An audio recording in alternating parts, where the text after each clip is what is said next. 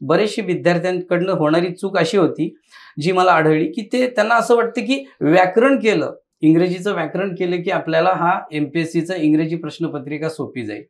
तर इथेच मुलं बरंच अडकतात. पूर्ण व्याकरणावर भिस्त ठेवतील आणि फक्त व्याकरण घटकांचाच अभ्यास करून परीक्षेला जातील. त्यांना संपूर्ण प्रश्नपत्रिका कमालीची अवघड वाटणार आहे. एखादा शब्द तुमच्या कानावर 4-5दा पडला, विशिष्ट वेळेचं अंतर ठेवून मध्ये 10-15 दिवसाचं अंतर ठेवून एखादा शब्द तुमच्या कानावर 4-5दा पडला असेल किंवा तुमच्या डोळ्याखालनं 4-5दा गेला असेल, विशिष्ट टाइम गॅप ठेवून, बस झालं. तुम्ही काही करायची गरज नाही. मेंदू पुढचं काम करून टाकतो. तो शब्द नॅचरलाइज होऊन जातो.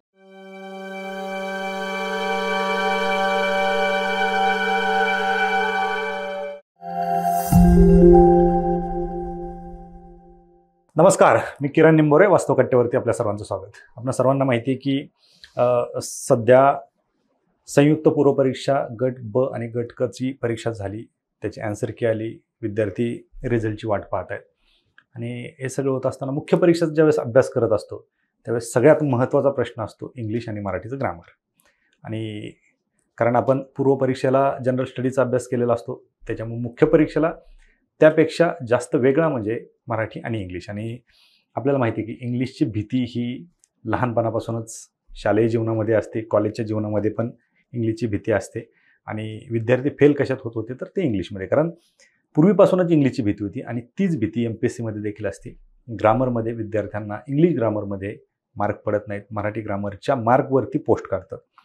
इंग्लिश ग्रामरला मार्क का पडत नाहीत, काय चुका होतात? कारण पहिल्यापासूनच आपलं इंग्लिश कच्चं असतं, कारण त्याची भीती असते. आणि ती भीती कशी दूर करायची हे कोणी सांगितलेलं नसतं. आज आपल्यासोबत वास्तव कट्ट्यावरती याच इंग्लिश ग्रामरची भीती दूर करण्यासाठी समीर साताळकर सर आहेत. सर, आपलं वास्तव कट्ट्यावरती स्वागत. नमस्कार. सरांनी मागच्या 20 वर्षापासून इंग्लिश ग्रामर आणि इंग्लिशचं कोचिंग सर करतायत, स्पर्धा परीक्षेच्या विद्यार्थ्यांना करतायत, बाहेर करतायत. आणि सांगायला एक आनंद वाटतो की आपल्याकडे आपण प्रिव्हियस इयर क्वेश्चन पेपर पाहत असतो, परंतु सरांनी इंग्लिश ग्रामरसाठी हे पुस्तक आणलेलं आहे, MPSC गाईड. आणि याच्यामध्ये सरांनी 20 मॉडेल पेपर दिलेले आहेत आणि आदर्श प्रश्नपत्रिका. आणि त्याच्यामध्ये प्रत्येक प्रश्नपत्रिकेमध्ये मला वाटतं 50 क्वेश्चन आहेत. म्हणजे असे 1000 प्रश्न तुम्ही असे आहेत आणि स्वतः तयार केलेले आहेत. आणि त्याचं एक्सप्लेनेशन तुम्ही दिलेलं आहे. प्रत्येक प्रश्नाचं डिटेल्ड एक्सप्लेनेशन आहे. म्हणजे असं म्हणता येईल का, जर हे 100,000 प्रश्न जर केले आणि त्याचं जर एक्सप्लेनेशन पाहिलं तर पूर्ण ग्रामरचा अभ्यास होईल असं म्हणता येईल? ग्रामरच नाही तर त्याबरोबर भाषाभ्यास, त्यानंतर शब्दसंपत्ती आणि कॉम्प्रिहेन्शन हा जो प्रकार असतो, आम्हाला 4 घटकांवर ही प्रश्नपत्रिका असते, ते सगळ्यांचा अभ्यास नक्कीच. आपल्याला या पुस्तकावरती तर आपण बोलणार आहोतच. काय काय तुम्ही या विद्यार्थ्यांसाठी नवीन घेऊन आलात त्यावर आपण चर्चा करू. तत्पूर्वी ही जी MPSCची भीती असते विद्यार्थ्यांच्या मनामध्ये, तुम्ही सांगलीसारख्या ठिकाणी, इस्लामपूर सारख्या ठिकाणी, जिथे जिथे तुमच्या सांगली, सातारा, कोल्हापूर या भागामध्ये तुम्ही शिकवता इंग्लिश ग्रामर, तुम्ही विद्यार्थ्यांना तुमचे भरपूर विद्यार्थी देखील घडलेले आहेत, अधिकारी आहेत. सो काय नक्की विद्यार्थ्यांच्या मनामध्ये इंग्लिशची भीती असते? काय चुका असतात किंवा काय चुका करतात त्याच्यामुळे विद्यार्थ्यांना मार्क कमी येतात किंवा विद्यार्थ्यांना इंग्लिशची भीती असते? करेक्ट. तर या अतिशय योग्य प्रश्न आहे, कारण की हाच सगळ्यांच्या मुळाशी जाणारा प्रश्न आहे. की मी आता मागील 25 वर्षापासून इंग्रजी विषयाचं अध्यापन करतो. पहिली बॅच मी MPSCची 1999 साली घेतली होती. क्या बात आहे. आणि त्यापासून अव्याहतपणे, आणि त्या पहिल्या बॅचमध्ये माझे 3 विद्यार्थी PSI पदासाठी सिलेक्ट झाले होते 1999ला. ती डिपार्टमेंटल PSI ची बॅच होती. ती 6 ते 7 लेडीज कॉन्स्टेबल होत्या. आणि त्याच्या अगोदर मी इंग्लिशचे क्लासेस घेत होतो आणि त्या एका मुलाच्या आई होत्या त्या, आणि ते माझ्याकडे आला, अप्रोच झाले की असं MPSC आमच्या डिपार्टमेंटल एक्झाम असतात आणि त्याच्यासाठी इंग्लिश विषय आहे, तर तुम्ही माझ्या मुलाचं इंग्रजी शिक्षकात, मुलगा नेहमी कौतुक करत असतो तुमचं इंग्लिश तुम्ही चांगलं शिकवता म्हणून, मग आमचं पण घ्या. मग मी 1999 साली पहिल्यांदा MPSC इंग्रजी काय आहे हे मला माहीत झालं. त्याच्या अगोदर मी अकॅडमिक इंग्लिशच्या बॅचेस घेत होतो. आणि त्या 99 साली मग ते मी ज्यावेळेस इंग्लिश विषय बघितला त्यावेळेस मला कळलं, अरे हा जो पूर्ण प्रश्नपत्रिका आहे ही नेमकी व्याकरणाची नाही आहे. MPSCनं ही प्रश्नपत्रिका खूपच छान पद्धतीनं काढली. मला एकंदर त्या प्रश्नपत्रिकेचा रोग, विचारल्या जाणाऱ्या प्रश्नांची तऱ्हा खूप आवडली आणि एक आव्हान म्हणून मी ती बॅच हाती घेतली, स्वीकारली. आणि ती बॅच अतिशय यशस्वीपणे पार पडली. 6 पैकी 3 जण माझे त्या डिपार्टमेंटल PSI झाल्या, त्या आज त्या DYSP ह्या पदावर पण असतील. तर आणि त्यापासून हा माझा प्रवास सुरू झाला 99 सालापासून ते आज 2024 सालापर्यंत. दरवर्षी कंटिन्युअस मी MPSC इंग्रजी विषयासाठी मुलांना मार्गदर्शन करत आलेलो आहे. मी सांगली, इस्लामपूर, तासगाव आणि आष्टा येथे कार्यरत असणाऱ्या स्पर्धा परीक्षांच्या ज्या संस्था आहेत तेथे इंग्रजी विषयासाठी अध्यापन करतो. त्यांनी पूर्ण इंग्रजीची जबाबदारी त्या संस्थांनी माझ्याकडे दिलेली आहे. अर्थात सगळ्या संस्थांना मी एका वेळ जात नाही शिकवायला, जसा वेळ मिळेल तसं मी या संस्थांशी निगडीत आहे आणि ह्या संस्थांमध्ये जाऊन या सगळ्या स्पर्धा परीक्षा मार्गदर्शन करणाऱ्या संस्था आहेत तिथे मी पूर्ण इंग्रजी विषय या विद्यार्थ्यांना शिकवतो. विशेषतः मधल्या काळात 8 ते 10 वर्ष अनिल फाळके सर यांच्या नेतृत्वाखालील नेताजी स्पर्धा परीक्षा प्रबोधिनी आष्टा येथे म्हणजे ते महाराष्ट्रामध्ये ती प्रबोधिनी खूप गाजली होती आणि तिथे मला इंग्रजी विषयाची संपूर्ण जबाबदारी सरांनी दिली होती. आणि त्या दरम्यान मी राज्यसेवा मुख्य परीक्षेचा जो इंग्रजी प्रश्नपत्रिका होती 200 मार्काची त्या विषयाचं अध्यापन 8 ते 10 वर्ष अव्याहतपणे केलं आणि तिथे मला खूप यश मिळालं. बरेचसे विद्यार्थी आमचे दरवर्षी 8 ते 10 विद्यार्थी MPSCतनं क्लास 1 क्लास 2 अधिकारी पदावर जात होते. तर हा सगळा माझा प्रवास आहे एवढ्या 25 वर्षाचा. ह्या 25 वर्षामध्ये जो तुम्हाला अनुभव आला तर तो मी तुम्हाला त्या अनुभवावरून काय नक्की म्हणजे कशामुळे विद्यार्थ्यांची भीती असते आणि का मार्क पडतो?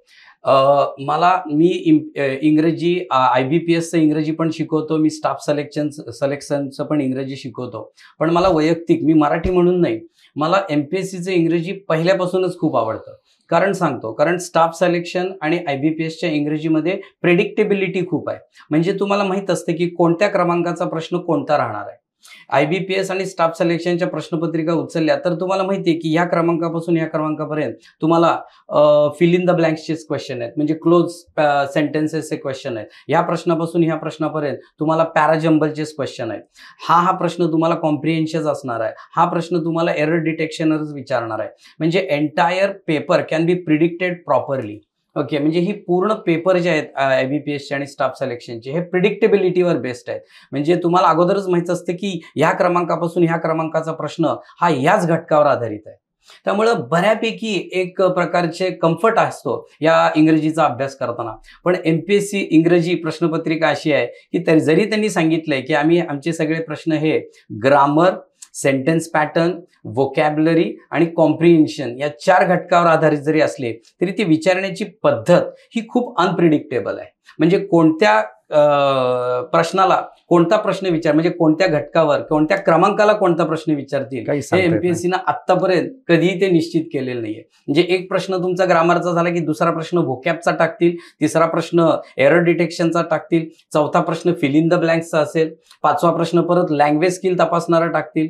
म्हणजे कुठली प्रिडिक्टेबिलिटी MPSCच्या इंग्लिश पेपरमध्ये ठेवता येत नाही. तुम्ही तडाख्या काढू शकता, तुम्ही अंदाज घेऊ शकता, पण okay, when it comes to predictability then MPSC's English papers are highly unpredictable. Okay, they are completely unlike the English papers of IBPS and staff selection. So that is something very, you can say wonderful, you can say frightening, or you can say challenging as well. तर तो एक भाग आढळलाय. मग हे मला असं लक्षात आलं की हा पूर्ण इंग्रजीचा अभ्यास करताना बरेचशे विद्यार्थ्यांकडनं होणारी चूक अशी होती जी मला आढळली की त्यांना असं वाटतं की व्याकरण केलं, इंग्रजीचं व्याकरण केलं की आपल्याला हा MPSCचा इंग्रजी प्रश्नपत्रिका सोपी जाईल. तर इथेच मुलं बरंच अडकतात. मग मला ह्या 25 वर्षात हे कळलं की MPSCचा इंग्रजी प्रश्नपत्रिका मध्ये यश मिळवण्यासाठी किंवा कुठल्याही स्पर्धा परीक्षेच्या इंग्रजी प्रश्नपत्रिकेमध्ये यश मिळवण्यासाठी व्याकरण हा just one of the factors आहे, one of the things to be studied आहे. विशेषतः तो विशेष महत्वाचा नाहीये इतकंही म्हणण्याचं पण मी धाडस करू शकतो. कारण की आजच्या जर प्रश्नपत्रिकांचं तुम्ही पूर्ण अवलोकन केलं तर तुम्हाला लक्षात येते की बरेचसे प्रश्न हे भाषाभ्यासावर आधारित आहे. म्हणजे those who are good at language, those who are comfortable with language can answer most of the questions effortlessly.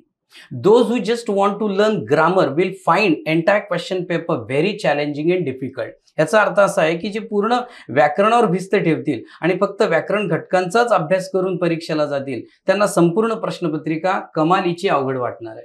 कारण की तुम्ही जर आज प्रश्न बघितले तर जवळपास 80% प्रश्न हे त्यांनाच सोपे जातात ज्यांचा भाषाभ्यास दांडगा आहे. भाषाभ्यास असणं म्हणजे काय असणं तर भरपूर इंग्रजीचं वाचन असणं, इंग्रजीचं श्रवण असणं आणि त्याचबरोबर भरपूर शब्दसंपत्तीचा सराव असणं. शब्दसंपत्ती म्हणजे म्हणी, वाक्प्रचार, त्यानंतर समानार्थी, विरुद्धार्थी शब्द हे तुम्हाला नॅचरली माहीत असणं आणि हे पाठांतर करून होत नाही, नित्य वाचनातनं आणि श्रवणातनं ते व्यवस्थित डेव्हलप होतात. इंग्लिशमध्ये एक प्रोसेस आहे, इंग्लिशमध्ये व्होकॅब डेव्हलपमेंटची एक प्रोसेस आहे, त्याला नॅचरलायझेशन ऑफ वर्ड्स म्हणतात. म्हणजे शब्द पाठ करायचे नसतात, म्हणी वाक्प्रचार पाठ करायचे नसतात किंवा पुस्तक उघडून ते जस्ट रेटायचे नसतात. तर तुमचं नित्य वाचन चालू ठेवायचं, नित्य श्रवण चालू ठेवायचं. त्यामधनं एखादा शब्द समजा, एखादी म्हण म्हणा, ती जर तुमची 4-5दा तुमच्या कानावरनं गेली, तुमच्या डोळ्याखालनं गेली, अर्थात मध्ये काही टाइम गॅप ठेवून, तर ती नॅचरलाइज होतात ते शब्द. म्हणजे ते तुमच्या स्मरणशक्तीचा भाग बनतात, म्हणजे कायमच्या स्मरणशक्तीचा भाग बनतात आणि तिथनं तुम्हाला ते सहज आठवतात. ही गोष्ट बऱ्याच मुलं दुर्लक्ष करतात. ह्याला द प्रोसेस ऑफ नॅचरलायझेशन म्हणतात. म्हणजे this is the process of naturalising words. Means you cannot mug them up, you cannot stuff them in your brain, you have to naturalize them. Means what? You have to read them, you have to listen to them 4 to 5 times with proper time gap in between them. Only then these words become a part of your permanent memory, and from there you can easily recall them.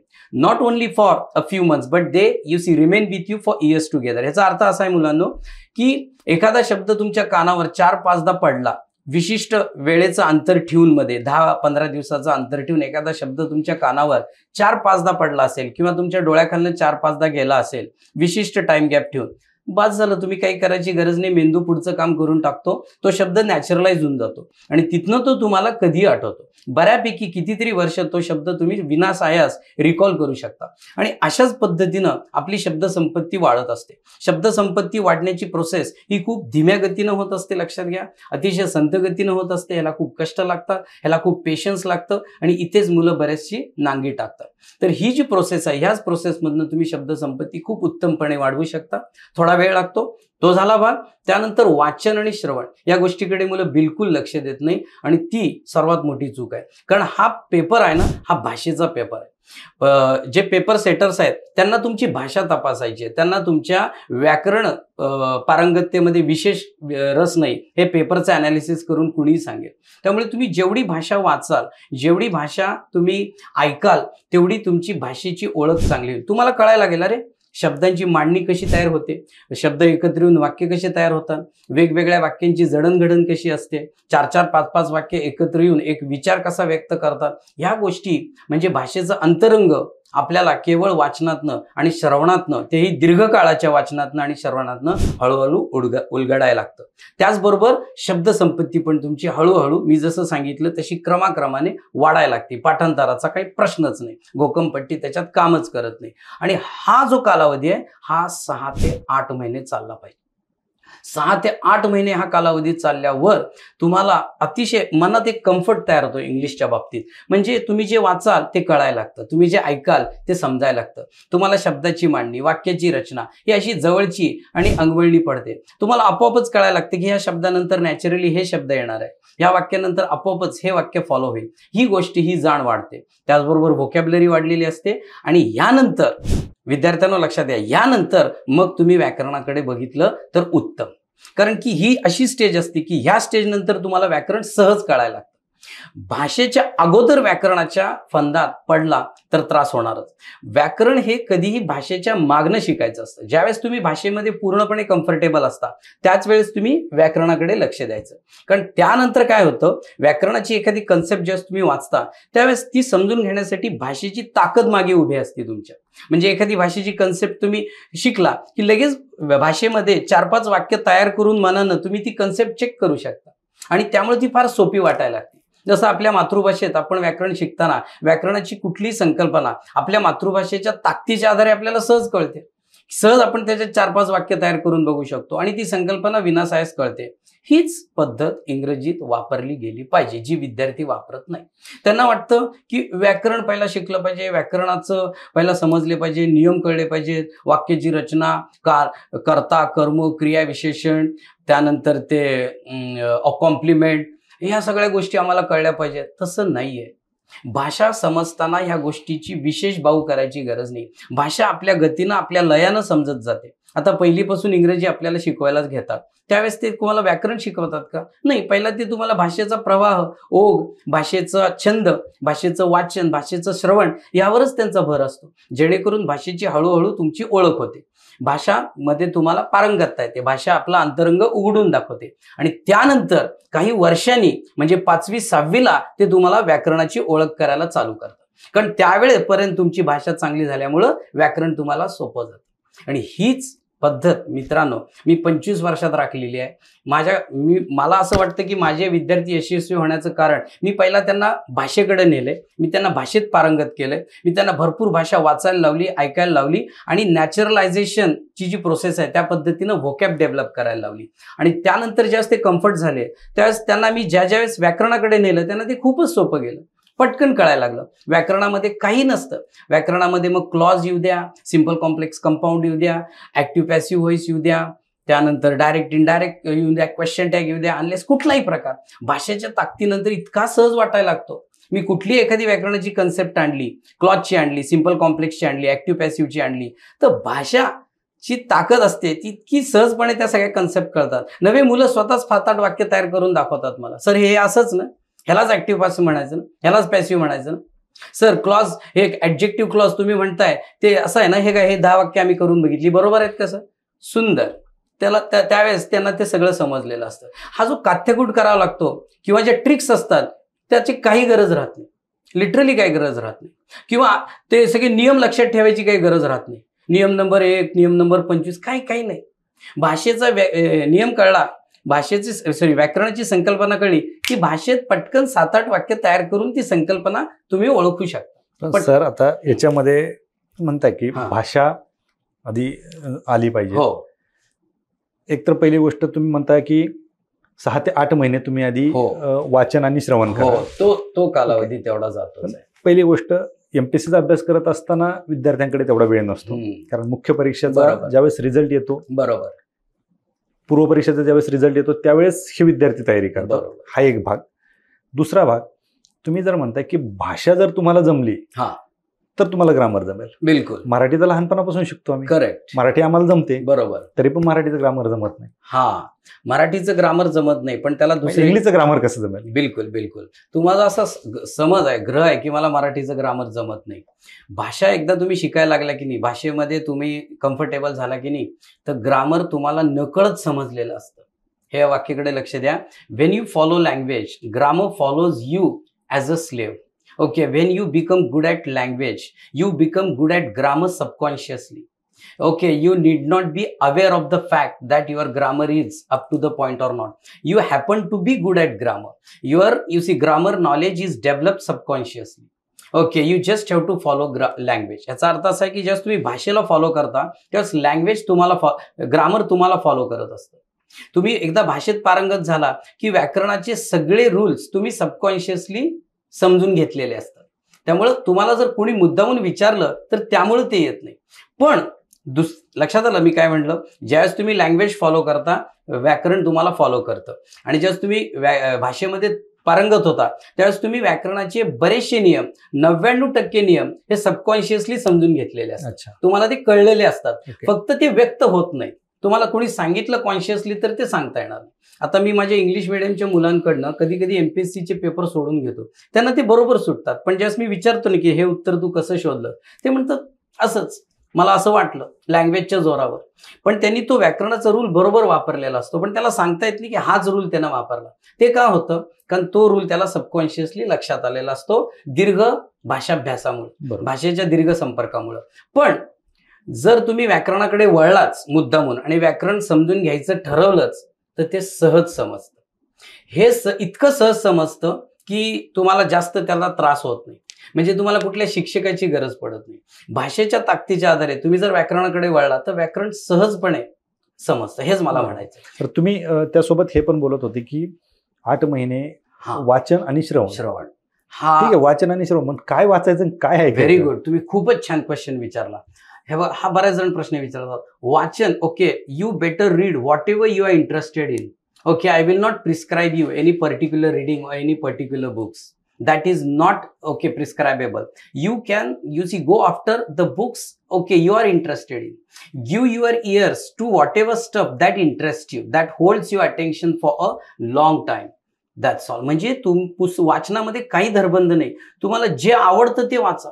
Literally तुम्हाला लहान मुलांच्या गोष्टीची पुस्तकं आवडतात, अकबर बिरबलाची कथा आवडतात, किंवा तुम्हाला बायोग्राफीज, ऑटोबायोग्राफीज, इतिहास वाचा, जे तुम्हाला इंटरेस्ट देते, ज्याच्यामध्ये तुमचं लक्ष दीर्घकाळ टिकून राहील असं वाचा. श्रवण, तुम्हाला जे आवडतं ते वाचा, ऐका. तुमची कान त्याकडे द्या जे तुम्हाला अट्रॅक्ट करतं. फक्त ते इंग्लिशमध्ये असावं एवढीच काळजी घ्या. मग तुम्ही ते न्यूज रिपोर्ट्स ऐका, तुम्ही डायलॉग ऐका, चित्रपटातले डायलॉग ऐका, सिटकॉम ऐका, स्टँडअप कॉमेडियन्सचे शोज ऐका, किंवा लहान मुलांचे कार्टून शोज जरी इंग्लिशमध्ये ऐकले तरी चालतात. फक्त कान ते इंग्लिशला दिले पाहिजे आणि श्रवण आणि वाचन इंग्रजीचं केलं पाहिजे. त्याला कुठलंही प्रिस्क्रिप्शन नाही की हेच वाचलं पाहिजे, कारण त्यातनं हळूहळू आपल्याला फक्त भाषेचे संस्कार झाले पाहिजे.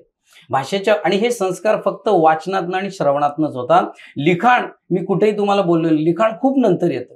लिखाणाचं एक वेळ तुम्ही स्किप करू शकता लिखाणाला, भाषाला समजून घेण्यासाठी. आता अंध व्यक्ती असतात, त्यांचा लिखाणाचा संबंधच नसतो.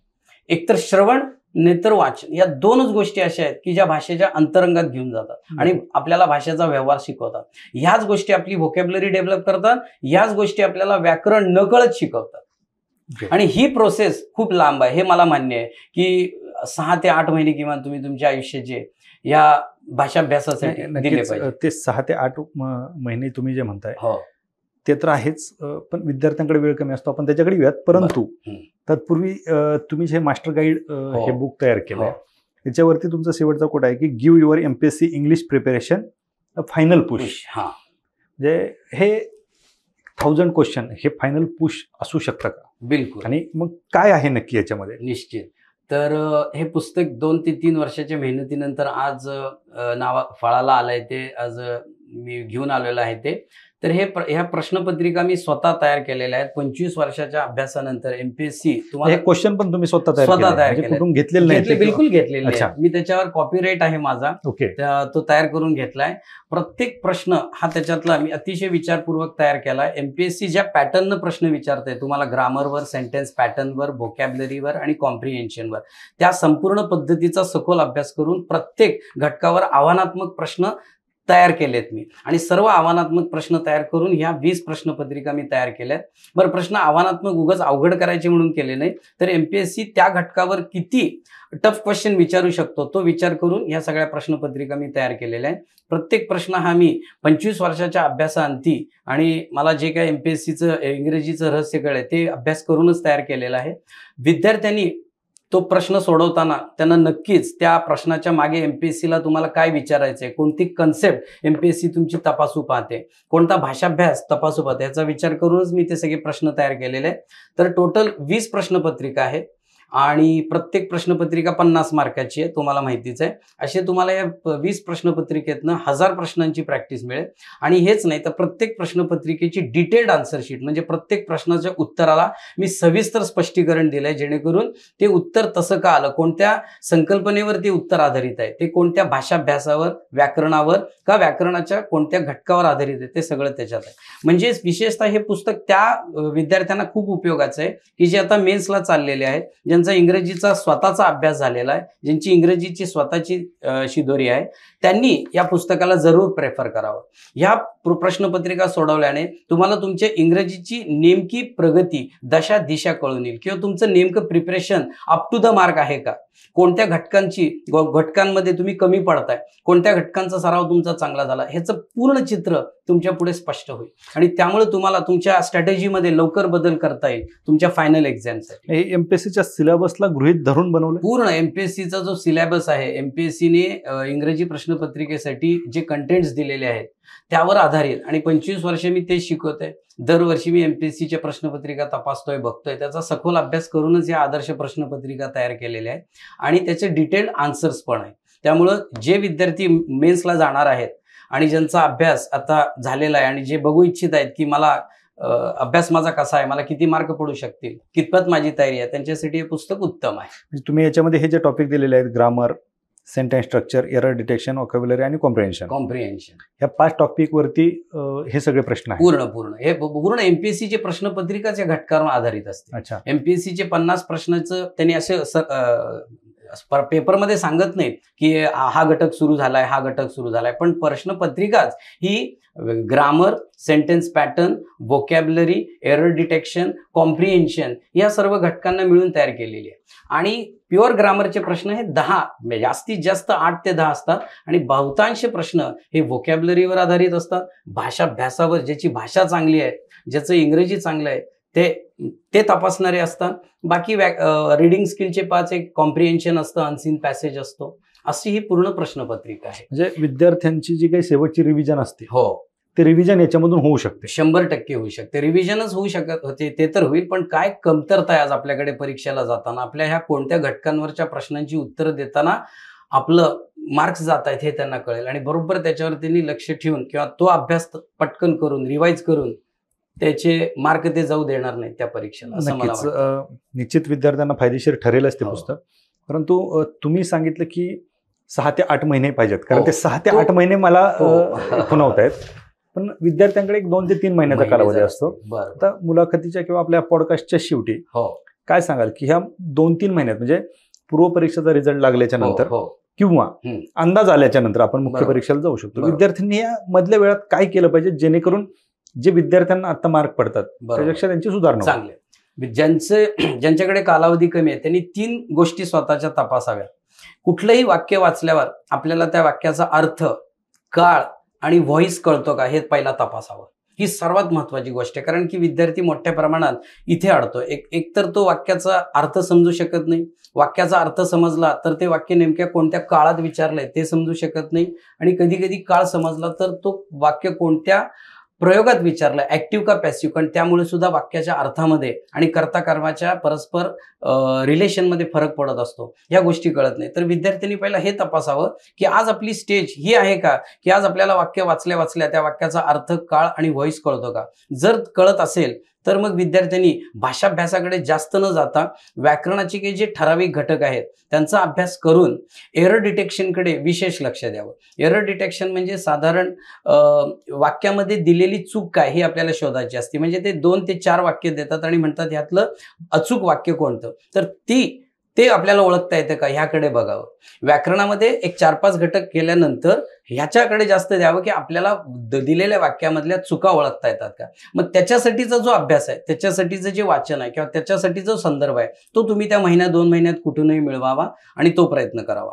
राहिला प्रश्न आता व्होकॅबचा, तर व्होकॅब्युलरी ही 1-2 महिन्यात वाढणारी गोष्ट नाही, पण आता जर तुमच्याकडे वेळच कमी असेल तर तुम्ही तो प्रयत्न करून बघू शकता की त्या एक रिवाईज करून घेऊ शकता. एक शब्दांचा अर्थ जस्ट डोळ्याखालनं घालू शकता. पाठांतर करत बसू नका. म्हणी, वाक्प्रचार, शब्द संप्रदाय, कन्फ्युजिंग वर्ड जे असतात एकदा डोळ्याखालनं घ्या, शांतपणे एकदा त्याचा अर्थ घेऊन सोडून द्या, आणि कदाचित परीक्षेमध्ये तोच शब्द आला तर ऑप्शनच्या आधारे तो तुम्हाला क्लिक होऊ शकतो. नक्कीच. या बरोबर म्हणजे ह्या पद्धतीनं तुम्ही व्होकॅब्युलरीचा अभ्यास करा.